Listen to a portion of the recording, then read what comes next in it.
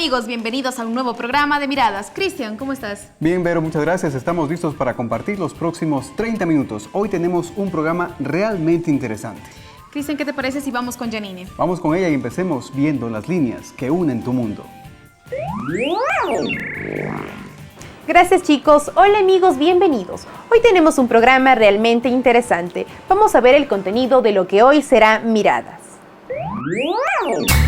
Hoy en Miradas, los invitamos a ver el mundo de la televisión digital, la inmigración en el Ecuador, Charo Frances y su experiencia como migrante española.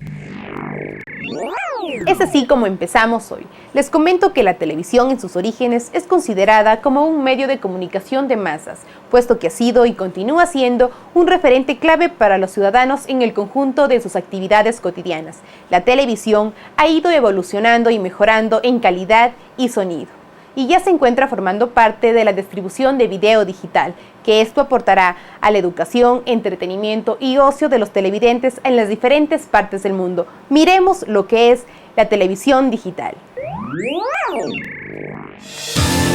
Televisión digital es algo desde que hace mucho tiempo atrás ya empezó a entrar con fuerza, no solo aquí en Ecuador, sino en todos los países de Latinoamérica. Y se ha empezado con los formatos de grabación digital, ¿no? Antes teníamos un formato muy fuerte que era, por ejemplo, el Betacam, que era en analógico, pero poco a poco todo eso se ha ido desplazando por la grabación digital. Ahora tenemos formatos, incluso los formatos caseros como el Mini DV, es un formato de grabación digital. Va a haber un problema en cuanto con los receptores que actualmente tenemos en nuestras casas, ¿no? Con nuestros televisores. Porque ya no va a ser compatible como era en un principio la televisión blanco y negro y la televisión color, ¿sí? Alguien transmitía en color y tú en tu receptor blanco y negro aún podías ver la señal. Cuando se transmite en televisión digital va a haber un problema con esos receptores. Entonces va a haber una época de transición donde tengas un conversor, digamos, ¿no? Que te reciba la señal en digital y te lo ponga en tu televisor. Mira, esto es un tema bastante complicado porque incluso en Estados Unidos recuerdo que tenían plazo todas las estaciones de televisión para transmitir señal digital al aire y lo han ido postergando ya por 3 o 4 ocasiones. Sé que el próximo plazo a cumplirse está a mediados del próximo año como fecha tope, pero aún así no sé si lo lleguen a cumplir en un 100% en Estados Unidos. En Ecuador yo creo que va a ser todavía un buen tiempo por recorrer antes de que transmitamos televisión digital. La televisión digital permite la transmisión 6 veces más que las televisiones analógicas actuales, lo que permite también mejorar el sonido. El HD TV tiene una resolución de 1800 líneas en comparación a las 480 líneas que tienen los televisores en nuestros hogares. Es momento, creo, de irnos ya a una pausa, ¿verdad? Así es, Cristian, pero antes les recordamos a nuestros amigos televidentes que pueden comunicarse con nosotros a través de nuestro correo electrónico miradas@utpl.edu.es. No se vayan, regresamos con más de Miradas.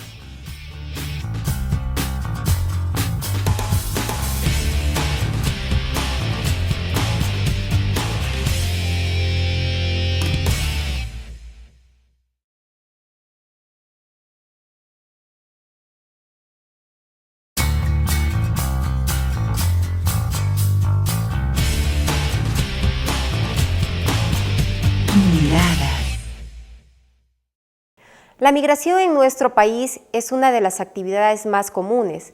Es por esta razón que es interesante preguntarnos, ¿por qué razón la gente decide moverse de un lugar al otro? ¿Por qué la gente decide abandonar sus tierras e irse a regiones que no conocen y en donde casi todo les es ajeno? ¿Por qué deciden cruzar mares y fronteras y establecer su vida lejos de sus familias? A continuación veamos el porqué del fenómeno de la migración.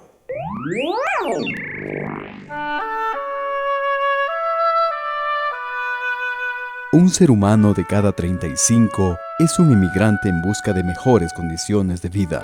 Aproximadamente 175 millones de personas, es decir, el 3% de la población mundial, se encuentra en esa situación.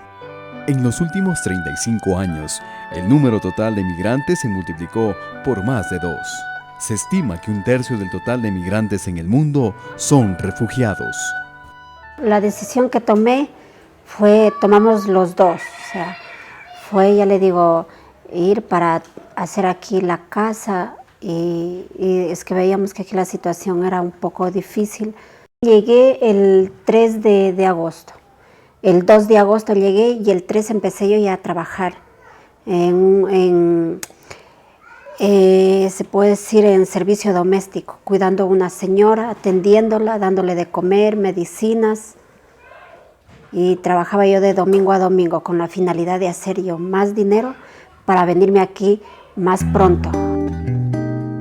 El tradicional destino de emigración de los ecuatorianos ha sido Estados Unidos y en menor escala Venezuela, Canadá, Chile y Argentina. Las trabas legales para viajar a Norteamérica y la crisis de los países sudamericanos provocaron que los emigrantes, a partir de la década de 1990, optaran por Europa como nuevo destino. Los países preferidos por los viajeros han sido España e Italia, y en menor escala, Holanda, Francia y otros. Ante un complicado horizonte del país, difícil de prever en años anteriores, más gente decidió irse. España se convirtió en el destino preferido por la facilidad de ingresar en ese entonces, tanto por el idioma, por su economía creciente y la demanda de mano de obra. Luego pues ya me fue bien, no puedo decir que me fue mal, porque me tocaron unos señores que prácticamente fui como que eran mis padres. Lo más difícil que es allá es el sufrimiento de los hijos. O sea, eso es que nadie lo puede quitar. O sea, esté trabajando, esté lo que sea, o si a veces hasta se le quita el sueño pensándose en los hijos. He mejorado, o sea, hemos prosperado, porque con lo que se gana aquí, no se prospera. Muy bien, continuando con el tema de la migración, contamos con la presencia de Patricia Gutiérrez, psicóloga clínica infantil, asistente pedagógica y actualmente se desempeña en la línea de formación psicosocial del Servicio Jesuita a Migrantes, que forma parte del Plan de Migración, Comunicación y Desarrollo y parte de la Comisión Psicosocial y Jurídica de la Red Migración Loja. Patricia, muchas gracias por acompañarnos este día. Vamos a hablar sobre la migración. Rápidamente, ¿qué tal si nos dice cuál es la estadística de migrantes que actualmente existe en el Ecuador? Sí, bueno, es importante saber desde dónde se habla de los datos, ¿no? Hay un dato oficial donde, claro, es tomado en cuenta de quienes salen en forma regular, o sea, a través de un visado, a través de una salida de destino, pero conocemos que en el Ecuador, por no existir el tipo de un visado fluido para trabajar, entonces realmente los datos no son muy certeros. Quizá el dato oficial desde los consulados se habla de 1 millón, un poco más de 1 millón, incluso menos quizás, ¿no? Pero quizá el dato que se conoce a través de las organizaciones, de los censos que se hace en los países de recepción de migrantes, se habla quizá alrededor de unos 2,5 millones, 3 millones de ecuatorianos fuera, lo cual estaríamos hablando de un 12 a un 15% del total de ecuatorianos que está fuera. De ahí que se hablaba que la tercera ciudad del Ecuador está fuera del Ecuador, ya no es Cuenca en realidad. Muchas veces hablamos de hijos de migrantes y pensamos que son chicos que se han desviado por la no presencia de sus padres aquí. ¿La desintegración de la familia se da en estos casos? Sí, a mí me gustaría puntualizar, hablar más bien de que las familias se separan. ¿Sí? Es verdad que uno de los miembros sale y las familias se separan, lo cual no necesariamente hace que se desintegre. ¿Sí? Yo creo que es importante también hablar de que hay familias que viven acá, padre, madre, hijos, y que son familias también a veces no funcionales, o sea, no cumplen los roles. Entonces yo más bien hablaría de que en el tema de la migración las familias están separadas y esto sí puede traer algún tipo de conflictos dependiendo de cómo se maneje. Y que a mí me parece importantísimo hablar de que las familias se desintegran por múltiples razones y la migración puede ser una razón más. Otra cosa, la migración quizás nos pone sobre la mesa el debate de este paradigma familia. Nosotros hablamos de familia solo del modelo padre, madre, hijos, y UNICEF hablaba ya en el año 2000-2001 que quizá el 40% de las familias ecuatorianas no están conformadas por padre, madre, hijos, por este modelo, por madres solteras, por divorcios, por separación. Inmigración es un dato importante, pero no es el único ni el más significativo. En el caso de los niños que quedan a cargo de los tíos, de los abuelos, ¿cómo es el comportamiento de ellos frente a la sociedad? Bueno, yo creo que va a depender mucho de las condiciones en las que se quede. Por ejemplo, no es igual si un niño sabe del viaje de sus padres, si a él se le involucra, si él de alguna manera se busca hacer un lazo con quienes se va a quedar, ya sean familiares, abuelos, uno de los padres, se conversa del tema y se logra que las familias que quede a cargo realmente garanticen las necesidades de un niño o joven, ¿no? Necesidad de seguridad, de pertenencia, sentirse parte de ella, etc. Datos que son importantes, son condiciones que son importantes que se las aseguren, ¿no? Entonces, si un niño se garantiza ese tipo de condiciones, quizá va a sentir menos el impacto negativo, no así de muchos de los casos, como sucede en el Ecuador, de niños que simplemente se levantaron una mañana y no estaba su padre o madre, o le mienten, o le dicen que va a venir cuando tenga buenas notas, etcétera, y claro, eso va realmente convirtiéndose en un aspecto negativo para que ellos puedan procesar la distancia de uno de sus padres. En la parte psicológica de estos niños, en el rendimiento dentro de las escuelas, ¿cómo se ha visto en la parte académica a los niños hijos de migrantes? Sí, hay un discurso generalizado, yo diría un discurso cultural, ¿no? Social generalizado de hablar que los hijos de migrantes tienen bajo rendimiento escolar, deserción escolar. De los datos que se tiene se habla quizá de un 10% del total. Entonces es importante puntualizar, no es la mayoría, es un porcentaje y que depende de las condiciones para que se haya complicado, ¿no? Pero también tenemos a veces investigaciones cortitas de varias ciudades, del trabajo que hemos hecho con orientadores en 6 provincias, tenemos datos significativos. Por ejemplo, hijos de migrantes a veces son jóvenes destacados en deporte, a veces también en cuestiones académicas. En el tema de quizás los hijos de migrantes, aquellos que les va bien, pueden tener un mejor acceso a la educación que aquellos que se quedan acá y sus padres no pueden darle, digamos, la oportunidad de estudiar. Entonces yo creo ¿Por la parte económica? Por la parte económica pueden acceder quizá a una mejor, entre comillas, a una mejor escuela pensionada, privada, los que son de cantones pueden salir a la ciudad, pueden continuar con la universidad, situación que quizá estando con sus padres acá no podía darse.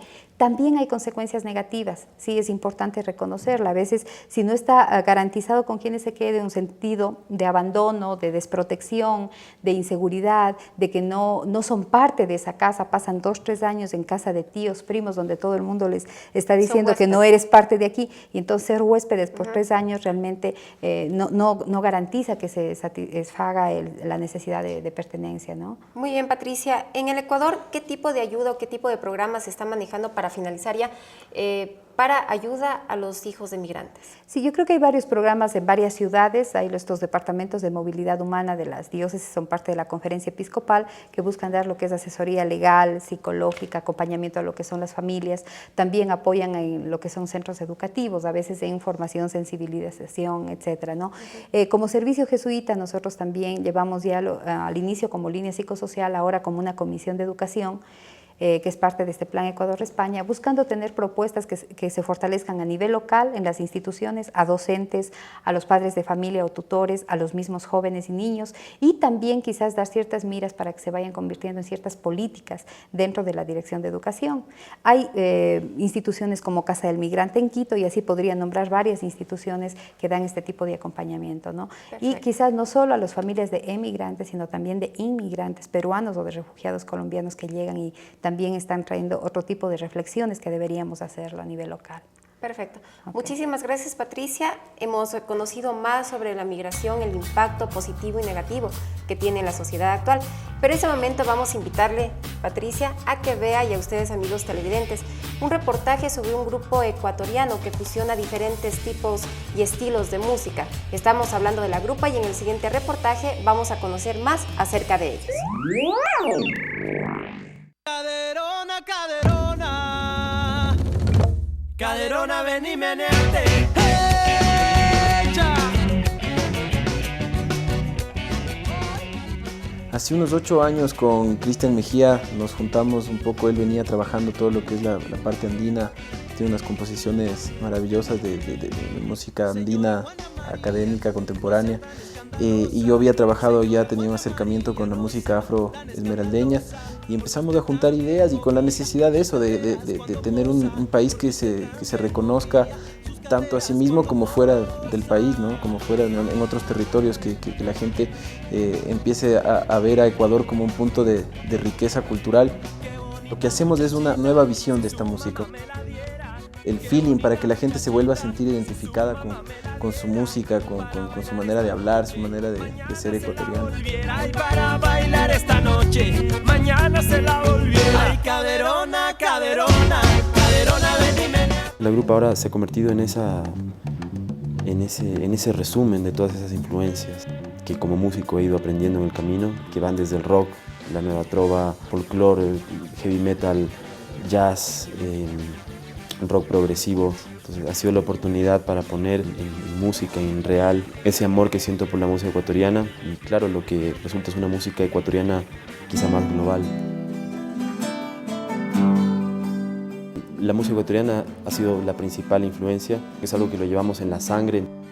Bueno, la música latinoamericana, la música mundial en general, está buscando la manera de encontrarse. Muy pocas cosas van a seguirse descubriendo. Lo que hay que tratar es de buscarle nuevas visiones, de buscarle nuevos formatos, nueva manera de entenderlas. En la base de todo eso siempre hay un elemento común.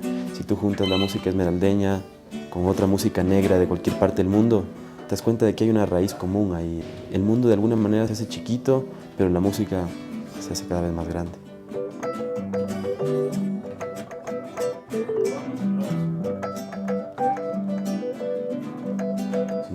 Yo puedo cocinar un buen ceviche.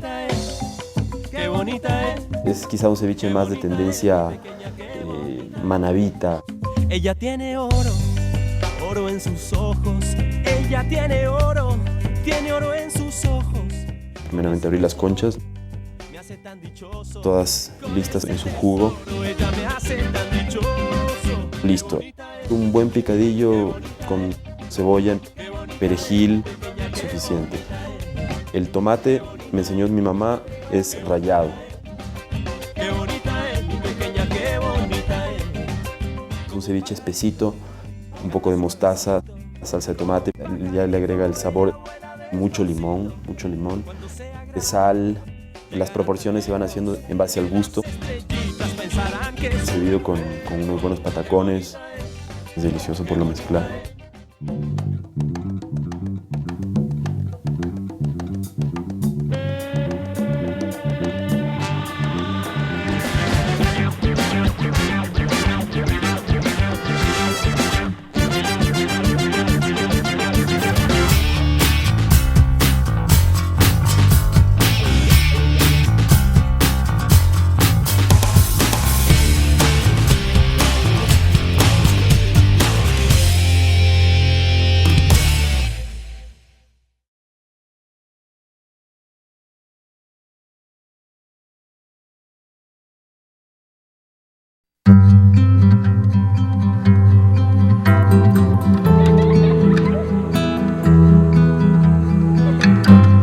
Tenemos grandes alumnos que quieren ser aún más grandes. Universidad Técnica Particular de Loja.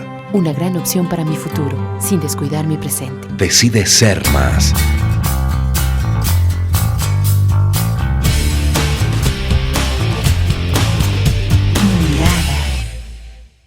En Quito vive una española que emigró a Ecuador hace algún tiempo atrás. Ella es María del Rosario Frances, una actriz a carta cabal que tiene una compañía de teatro denominada Mala Hierba. Ella dice que Ecuador no solamente transformó su vida, sino que la hizo mejor persona. Veamos un poco más de su vida. María del Rosario Frances, más conocida como Charo, nació en Pamplona, España, y estudió drama en Madrid y en Londres. En 1979, fundó junto con otros artistas el grupo de teatro Mala Hierba, considerado actualmente uno de los principales referentes del teatro en Latinoamérica. Ha pasado la primera mitad de su vida en España y la otra mitad en Ecuador. Se trasladó al Ecuador con 28 años porque su esposo era ecuatoriano. Al principio, como todo emigrante, hubo un periodo en el que tuve que hacer un proceso que en mi caso lo hice muy mal. Yo salía a la calle y no entendía nada, o entendía muy poco, y cometía errores. Un día vi un bebé, en una caja de cartón. El bebé lloraba, estaba sucio, y yo había visto en una película a un bebé que habían abandonado una vez en una caja de cartón. Entonces yo pensé que era un bebé abandonado. Y me lo llevé a mi casa y lo bañé y lo alimenté y me sentía la salvadora de los bebés ecuatorianos en general. Y entonces llegó mi marido del trabajo y me dijo, ¿y esto? Y yo dije, un bebé abandonado, Ramiro. Y me dijo, estás loca. Seguramente su mamá estaba haciendo algo, vendiendo algo, porque vivíamos al lado de un mercado, además. Y ha de estar desesperada la pobre señora. Cogió el bebé, salió a la calle, efectivamente, inmediatamente una señora desesperada le cayó a golpes porque le habían robado su bebé. Después de varios años y una hija juntos, él falleció. Sí me robó alegría, pero no sé si fue el Ecuador. Quizás me robó alegría porque, por un lado, estaba lejos de los míos, entonces me hice un poquito más triste. Y por otro lado,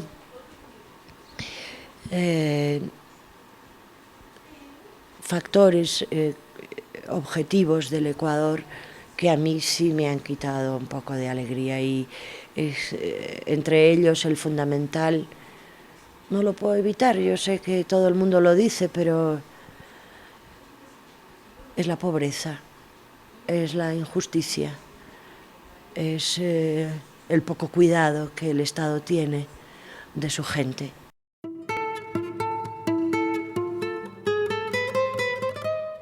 Actualmente, Charo está casada con un argentino exiliado en Ecuador, colega de muchos años y cofundador del grupo Mala Hierba, Arístides Vargas. La comunicación que como personas tenemos el negro y yo facilitó todo.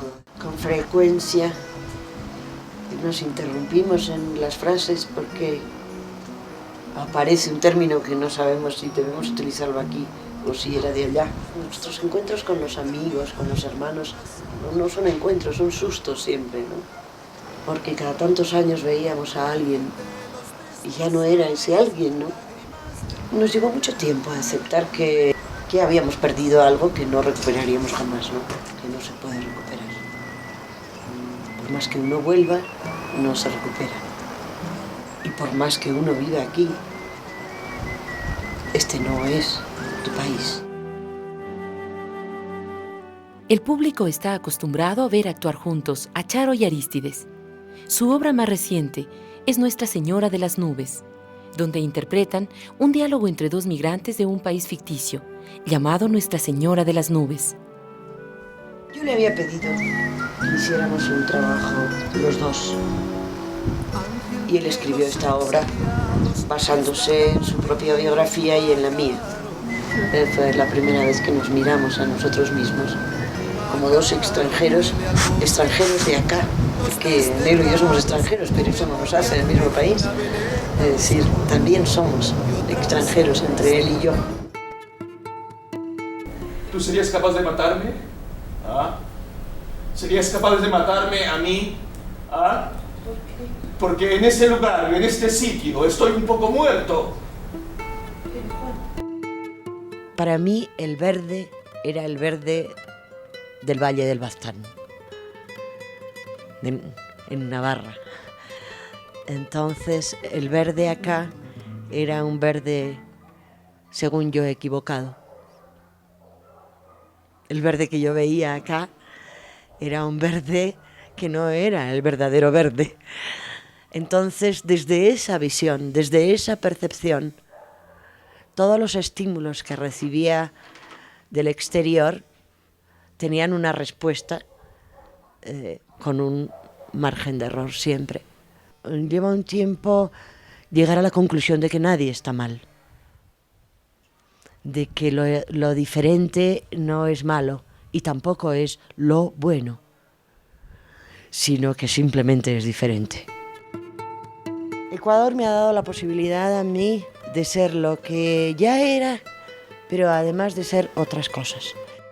Yo era actriz, pero que Ecuador me obligó, al obligar a repensarme, Ecuador me hizo a mí maestra, que no era, tejedora, que no era. Ojalá, yo creo que sí, que Ecuador me hizo más persona. Amigos televidentes, esto es todo por hoy. No olviden escribirnos a nuestro correo electrónico miradas@utpl.edu.es. Los esperamos en el próximo programa de Miradas. Con más de las líneas que unen tu mundo.